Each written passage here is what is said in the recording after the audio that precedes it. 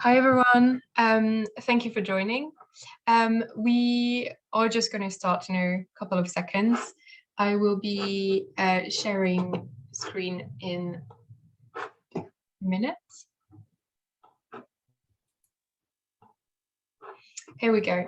So welcome to our first masterclass of the season and of 2021. PressPad was had to pivot last year to face the pandemic, and so we came up with the idea of PressPad Remote. This year we're doing things even bigger. We've got even more events that you'll see. We're only just starting this week with a bit of a warm up with ourselves. So yesterday I was talking to Ayo on Instagram. Ayo is a social media editor. And today I'm talking to Alys, who's our assistant for programs and content. We have, and we'll talk about that in a bit more detail at the end. We have a lot of different things to help you with your search of jobs, your networking, anything that really can support you as someone new to journalism, someone who has been doing a bit of journalism, a student of journalism, anyone who might not necessarily feel very welcome in the field as well.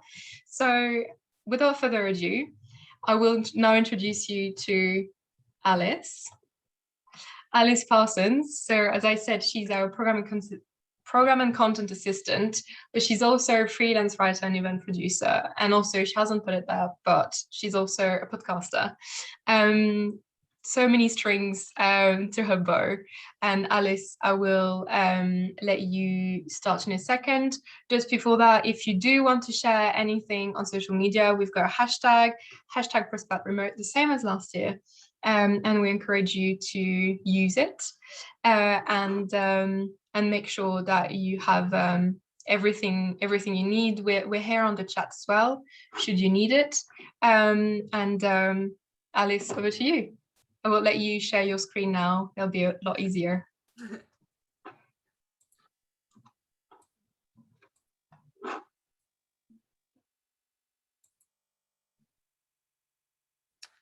Hi everyone. So yep, like Cami said, I'm Alys. I'm the programs and content assistant at PressPad. I'm also a stage producer and event manager, and I work as a freelance writer, and I've done a bit of podcasting as well.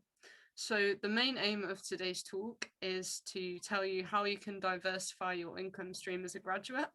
That might sound a bit confusing at first, but don't worry, we're going to explain everything to you, and by the end of this hour, you'll go away and you'll know how to secure your dream job, and you're all going to go on to do amazing things. So yep, I'm Alys Parsons. We'll move on to the next slide. So as we know, the pandemic has changed the way that we do everything, and it's really brought chaos to our lives. So as someone who's gone through the process of graduating and applying for jobs and securing jobs during the pandemic, I thought I'd share with you what's changed and what's stayed the same. So what's changed is you're getting a lot more experienced candidates entering the job market, and it's become even more competitive. So a lot of people might have lost their jobs in the pandemic or are making career changes, and they're going to be going for the jobs that you're going for. So you really have to highlight your skills and try and compete with these people who've got more experience than you. Another thing is jobs have become totally remote, so you might never meet the people that you're working with. That can seem quite strange at first, but it doesn't really change anything. You still get to bond with the people that you're working with, and you still have that sense that you're a team and you feel like you belong to the organization that you work for. It can just take a bit of getting used to doing everything through a screen and a camera rather than face to face. Yeah, another thing to think about is mental health. Looking for a job has always been stressful and has always, impacted your mental health and can bring up a lot of feelings and emotions. But I think especially because we're in a pandemic and everybody is feeling a little weird anyway, because our lives are so different. When you're job hunting at the same time, I think it's really important that you take a break every now and then and think about how your mental health is. Making sure that you take regular breaks and you're meeting up with people is a really vital thing. Because if you're stressed and worked out and you can't focus on anything, you're not gonna do good job applications. Yeah, Zoom interaction. So everything is on Zoom, your job interviews, your working, everything. So you just need to get really familiar with Zoom as well. And then we've got there some things that have stayed the same.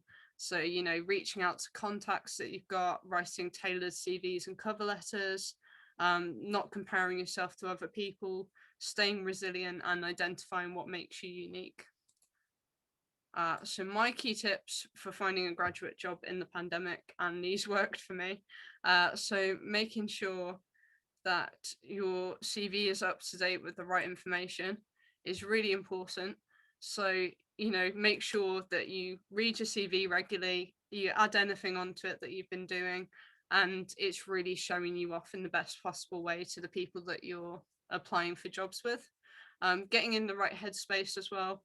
Like I said, we're still in a pandemic. Things are getting a bit more back to normal, but it's still quite weird.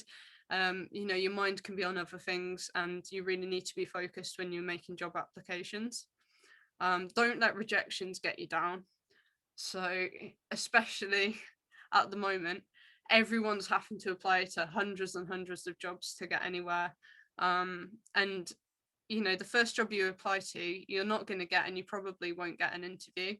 And it can be really easy when you're getting like emails all the time telling you that you've not got an interview and that you weren't successful, to feel really down and like you're not good enough and wondering what other people have that you don't have. And that's not a good path to go down. So, just keep focused, keep applying, and you will get something.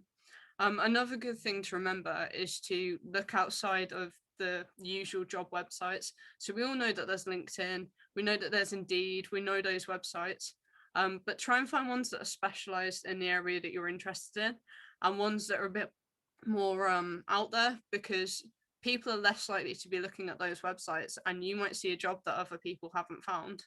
And it might mean that you have that advantage just because less people with your skills have applied. Don't undersell yourself either. It's not for you to decide whether you're the right person for the job or not, and whether you've got the skills. If you think it's something that would interest you and you've got most of the skills for it, apply, because they might give you an interview and you might get the job. It's up to them to decide whether you're the right person or not.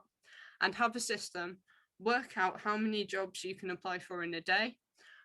When you need breaks, what time you want to start in the morning, what time you want to finish, and have that system and use it every day when you're applying for jobs, because each person's different, really.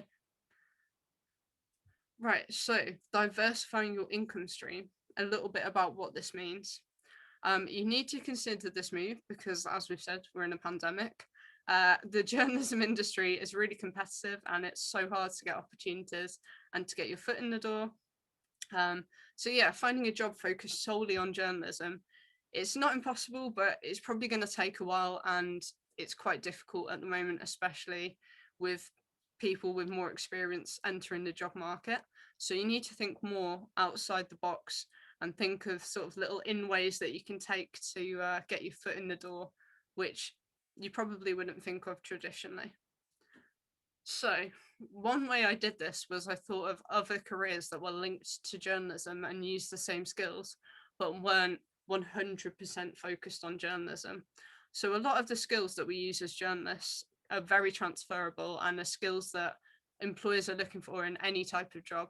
So we're really good at researching, we're really good at editing, we're really good at writing things. A lot of the time we have to have great time management skills, we have to work under pressure, we're very good with interacting with other people, we're good at understanding social media and marketing.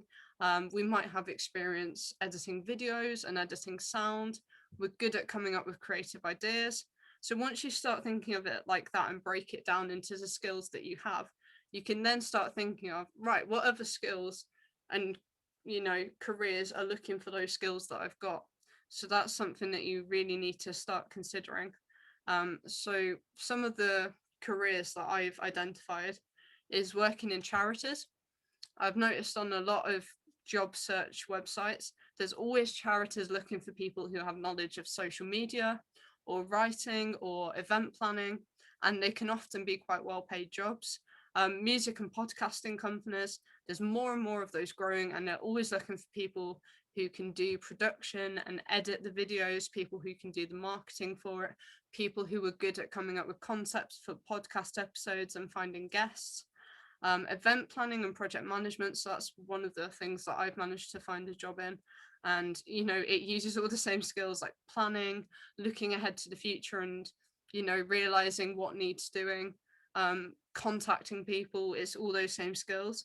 And retail and sales, retail can often be overlooked and people can, dismiss it as a job. But there are a lot of management positions and, retail, it looks for people who have marketing skills as well, who can make the company look good. I mean, we've all seen like Lidl on social media and how they've managing to utilize that. They will have people employed who sole job is to focus on the social media. So yeah, you really need to start thinking about these other careers that you can sort of look into. So this is my experience and how I've gone about this. So after graduating and getting through graduating in the pandemic, I didn't really know what job I was going to do and how I was going to get a job. I managed to see an opportunity for a podcast presenter. I hadn't really done any podcasting before, I didn't know anything about it. I knew that it was something that was becoming more and more popular though, so I thought it was something that was good to get into. And as well, this is another thing to bear in mind. You might want to apply for a job that's 9 to 5 and has solid hours every week, but applying to small opportunities can be really great and they can give you that little bit of income to keep you going. So this was just an opportunity that I worked on for 3 months. And it was just maybe like 1 day a week that I worked on this, but it gave me loads of experience and it gave me a bit of money as well to keep me going whilst I was looking for other work and a more permanent job. So a stage producer as well. I've just got this role. So I'm working as a stage producer for a local music and arts festival. And I think this is why it's important as well to think outside the box.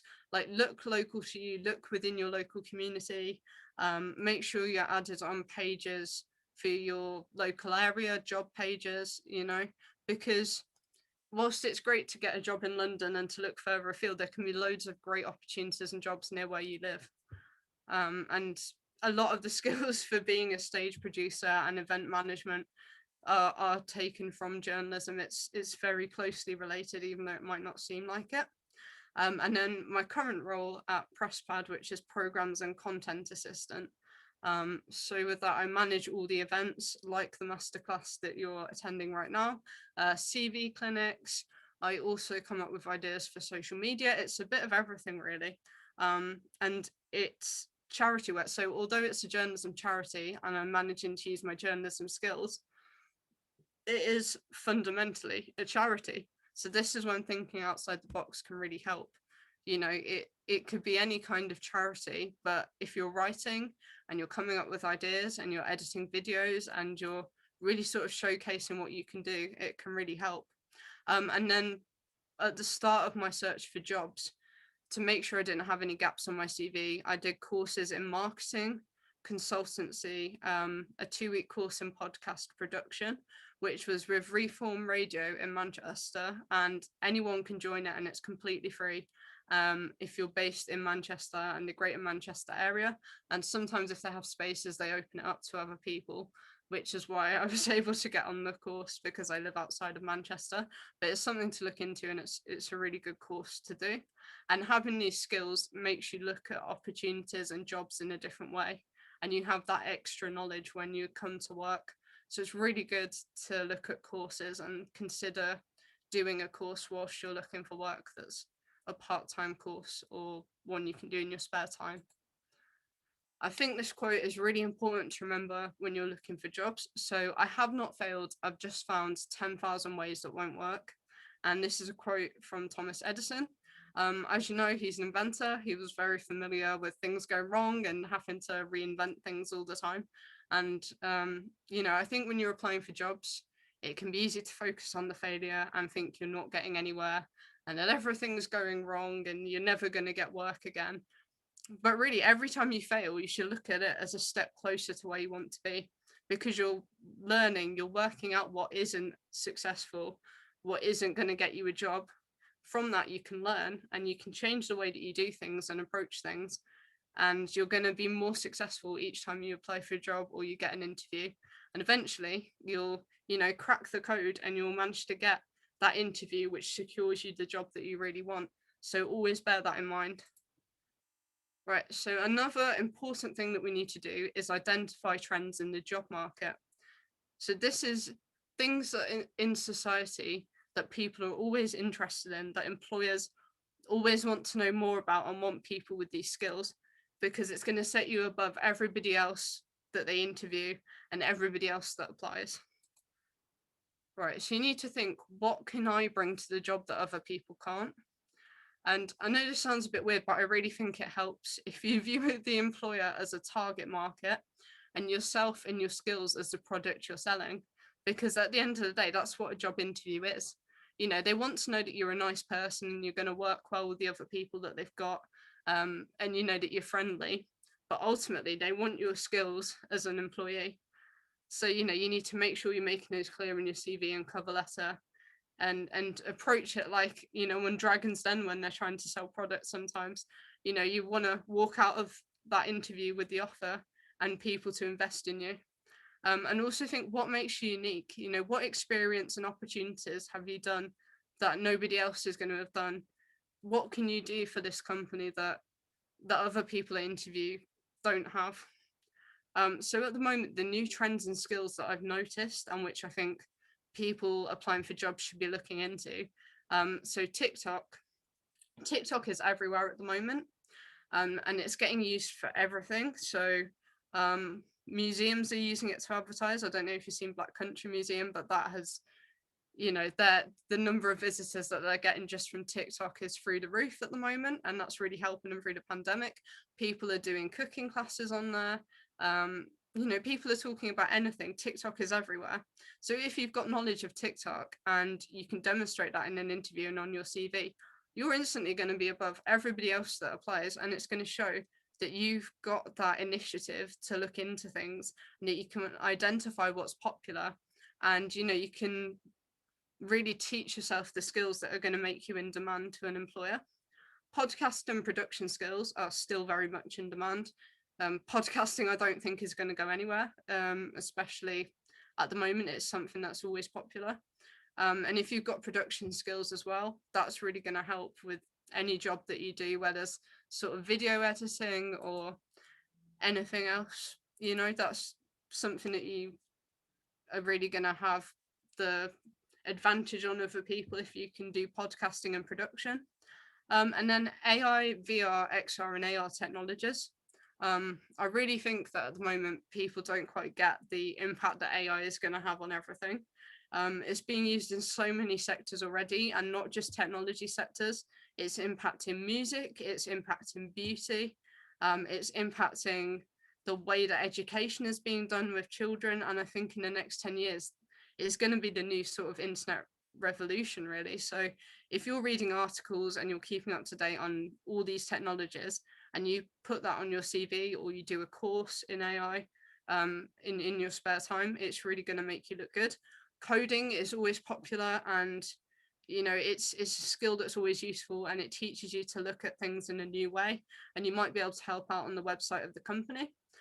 Data and analytical skills are always in demand and are going to help you in whatever you want to do. Knowledge of coronavirus and making things COVID compliant is something that many people still don't know about if they're working virtually, especially.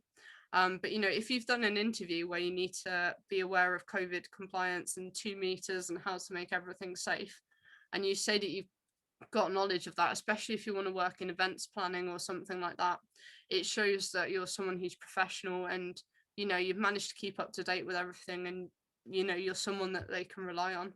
And then finally, having a blog or a newsletter or a YouTube channel whilst you're looking for work, it shows that you're someone who doesn't want to sit around all day doing nothing. You like working. It shows what you're passionate about to the employer. And, that's another skill that they could use when they employ you if they want to set up a YouTube channel or a newsletter or something for the company. So it's another thing that makes you an advantage for them to employ. This is another thing, how to find out what you like doing. At the end of the day, you want to have a job that you enjoy and what that you're excited to turn up to every day. You don't want to have a job that you hate.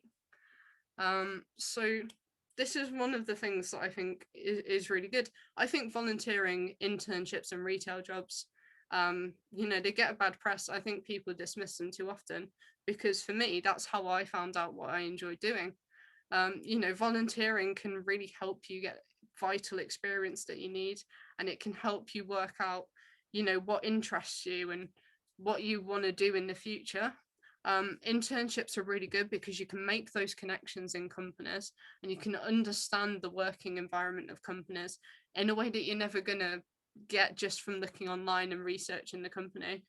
And retail jobs are really important. So don't be afraid whilst you're looking for a job to apply for a retail job and to work a retail job part-time whilst you're looking for other work. It's a really good way to get steady income.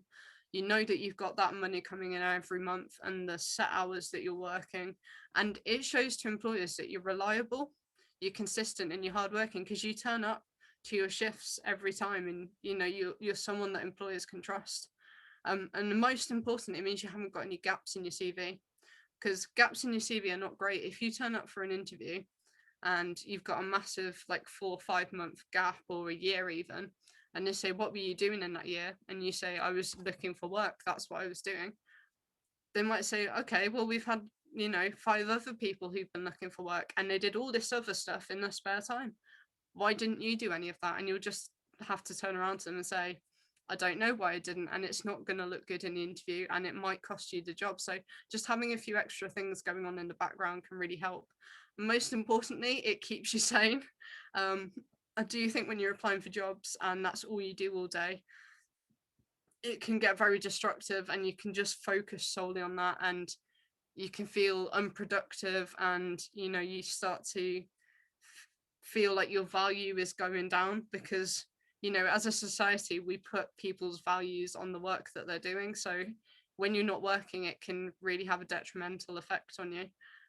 So having something going on in the background aside from applying for jobs can really help with just your mental health and keeping productive. So my experience, I volunteered as a student buddy at university. I also volunteered as an assistant for children's cooking classes. And that was using leftover food that supermarkets threw away to teach cooking classes. And again, you might think oh, volunteering, it's just, working in a charity shop or volunteering at a food bank. But I think showing that I've managed to do these experiences whilst at university and things, it shows really the variety of volunteering positions that there are out there. And that was just for 2 or 3 hours a week. So it didn't take over my whole life. I could still do lots of other stuff. And it showed that I was just willing to give up my time to do something, really. And it helped me see that I like doing work which can give back to other people, but I don't necessarily want to be a teacher. So it helps you work out that kind of thing. I also helped people with dementia write short stories, and that was a really great project. I did internships at Pearson Publishing and Waterstones, because for a little bit I considered going into publishing. And again, that helped me realise that publishing was very stressful and full on, and it wasn't really the kind of job that I wanted to go into.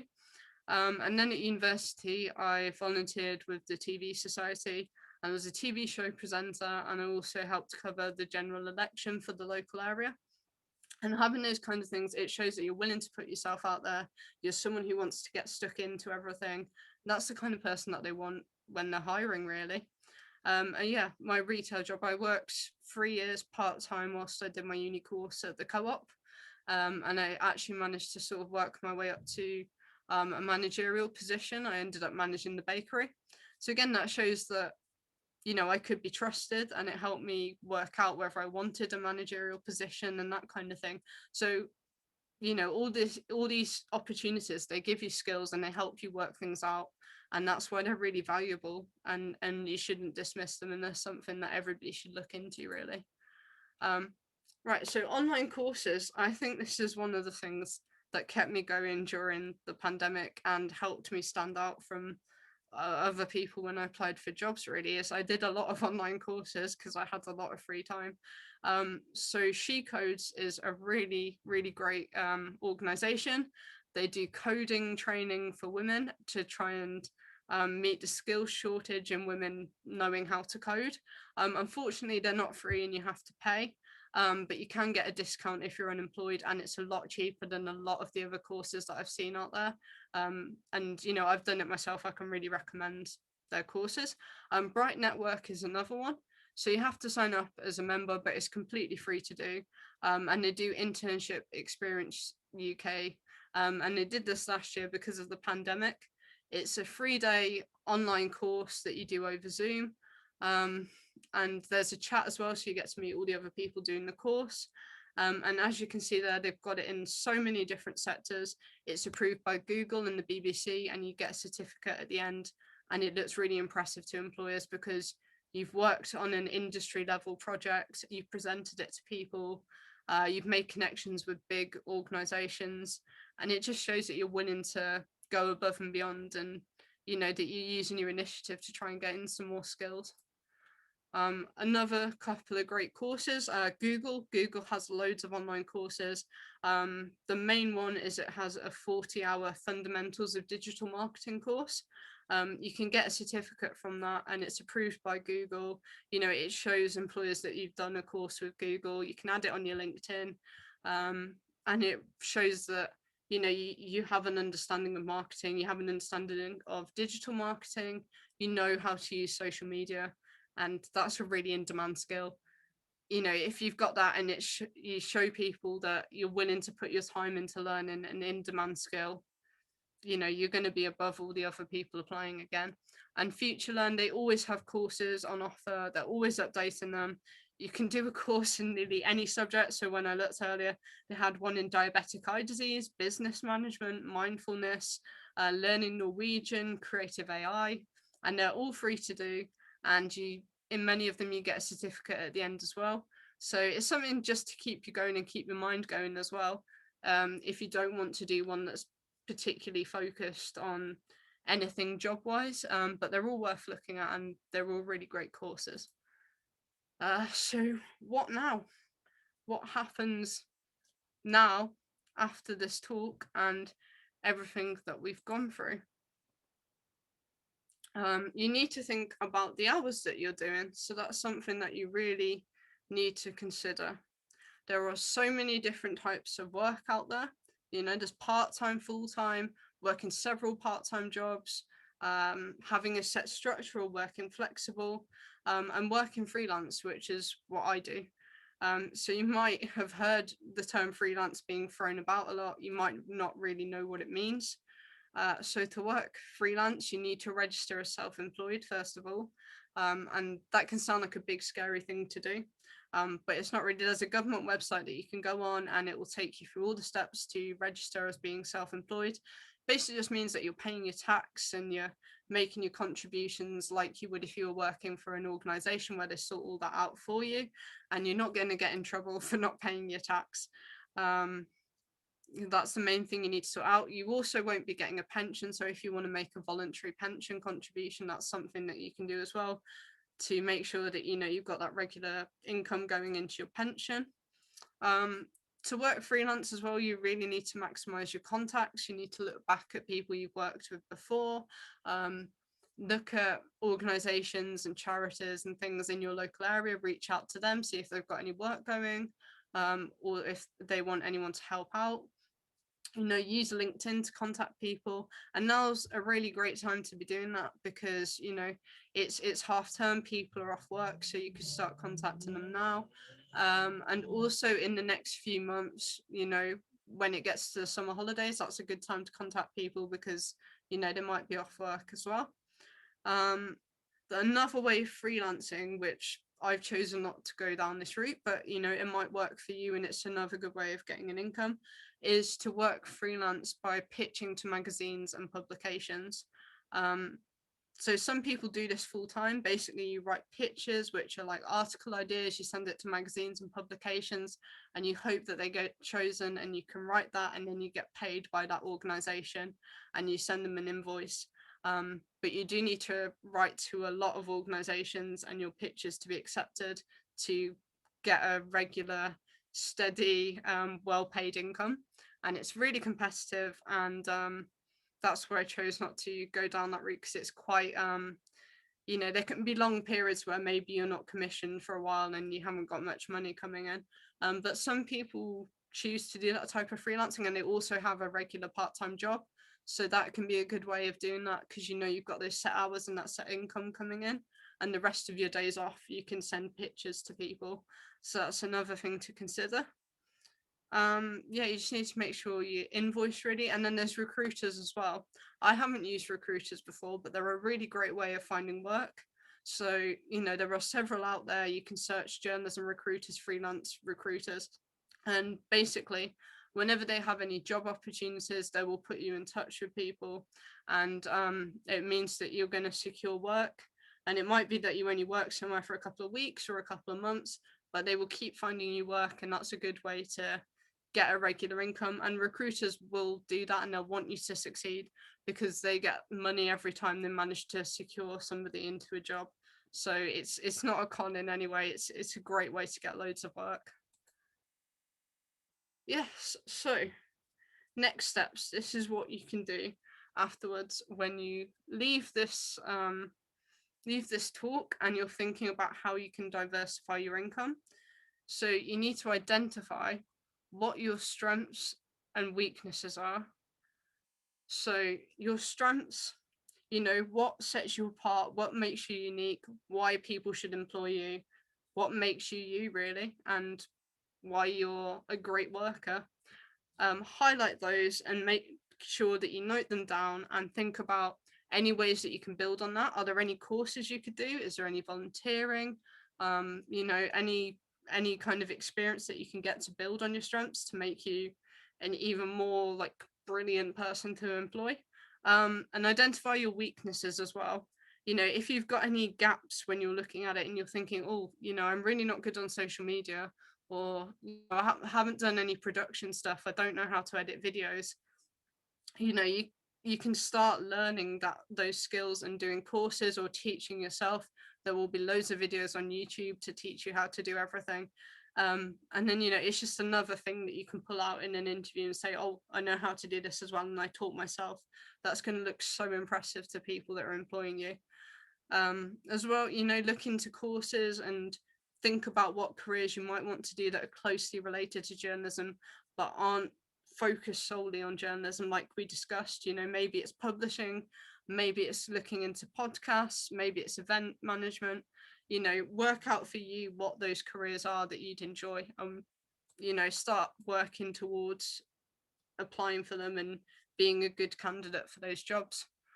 And again, as we discussed, you know, your working approach and your hours, work out whether you want to have a flexible schedule where you're doing lots of different things, or if you want a 9 to 5 regular job, if you want to look into freelancing and, you know, pitching articles, or you want to work for lots of different people on a contract.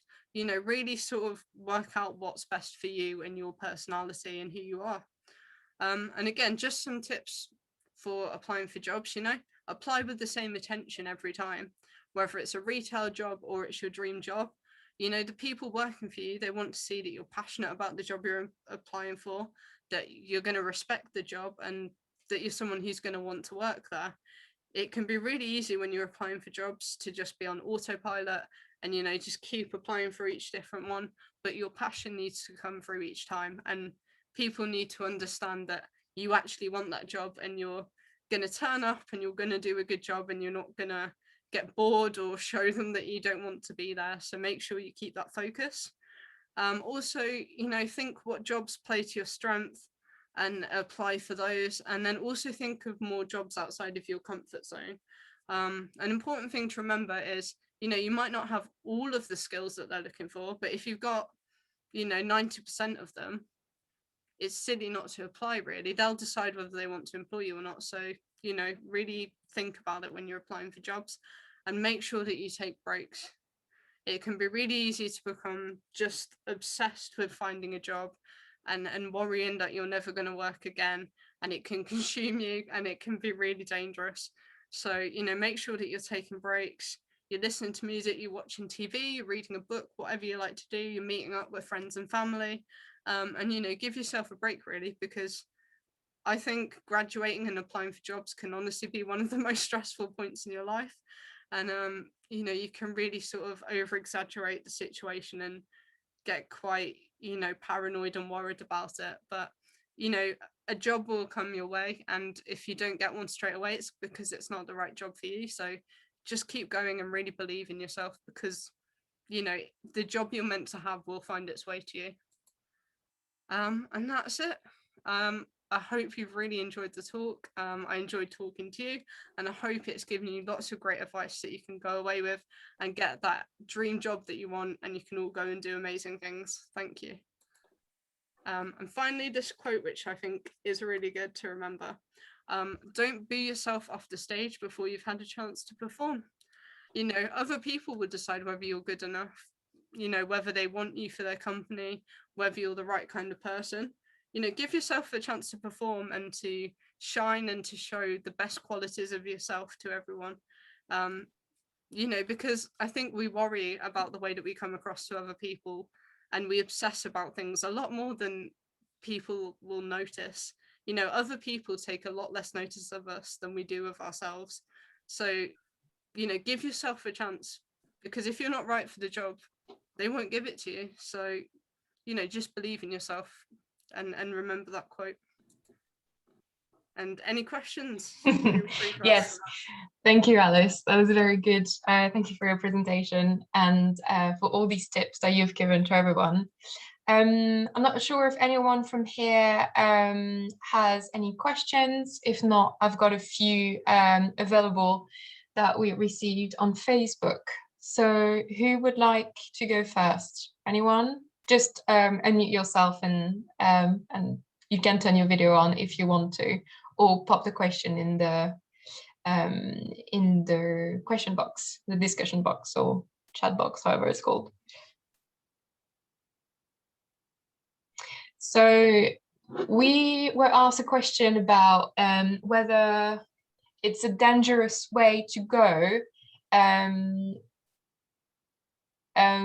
It's a dangerous way to go if you take a job that's too far from journalism. So let's say you don't really have much experience in journalism, you just graduated.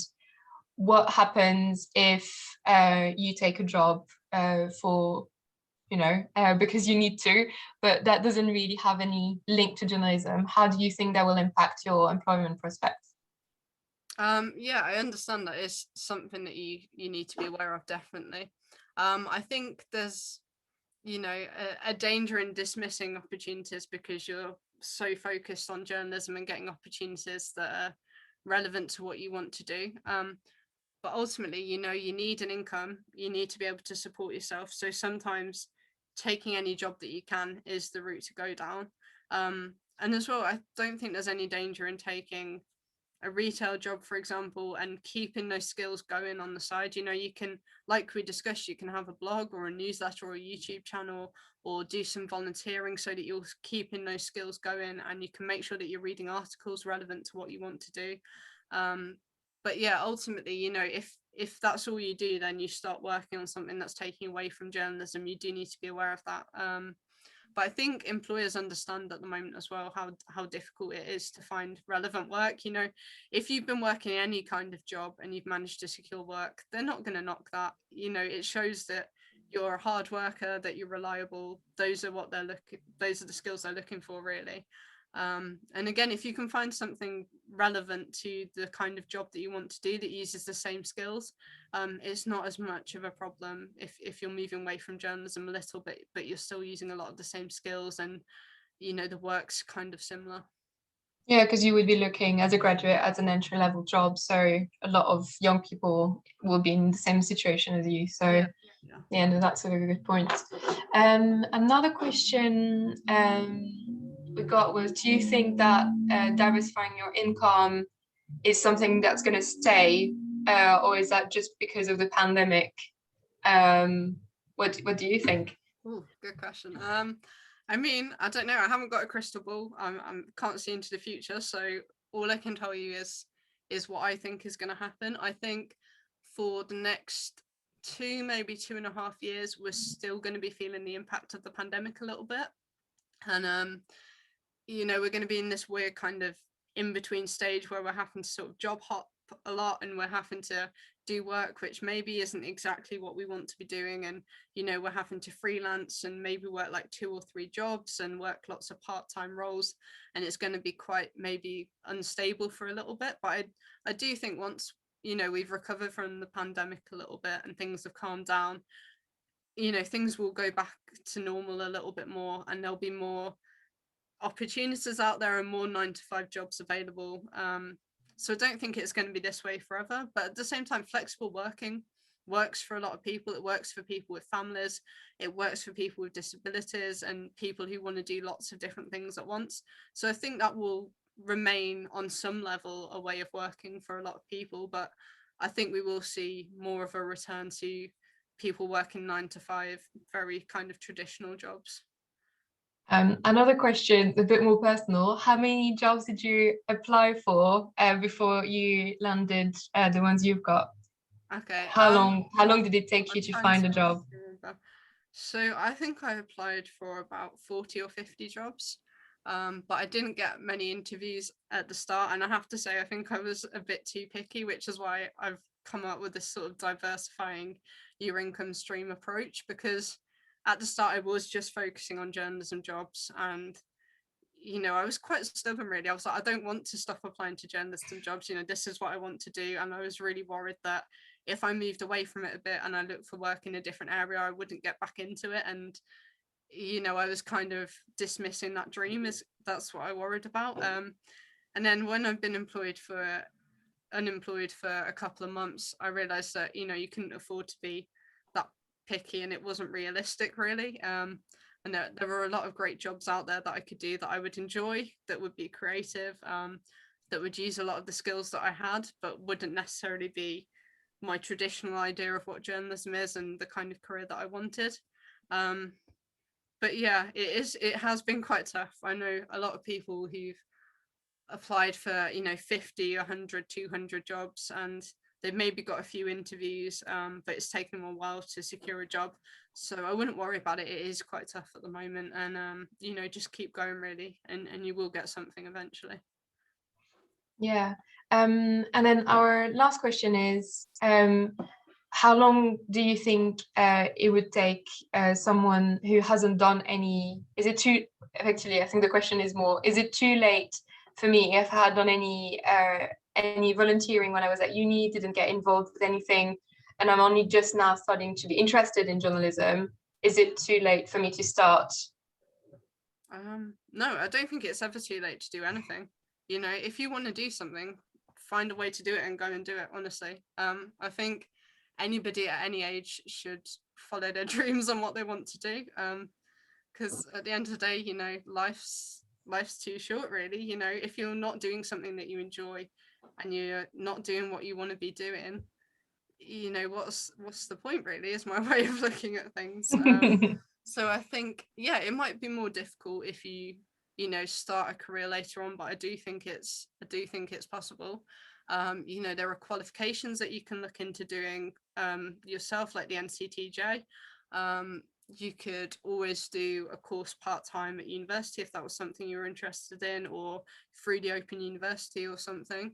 Or just start doing something as well, like you were saying earlier about the newsletter, like work experience and blogging and so on. Yeah, that is always something to do. Great. I think I will just be sharing the last bits of information before we move on. We don't have any more questions. So we have 3 key bits of information for you. on the 8th, which is Tuesday, we're opening slots for our new commissioning workshops, which is going to be every other Tuesday, starting mid-June. And we thought that it would be a good idea to ask you to send videos to us instead of written pitches, because it means it's a bit less daunting. You don't have to worry about the formatting.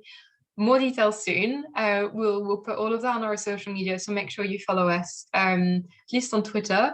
And if you want more information and even more details about everything we do, we're also available on Instagram, on Facebook, and on LinkedIn.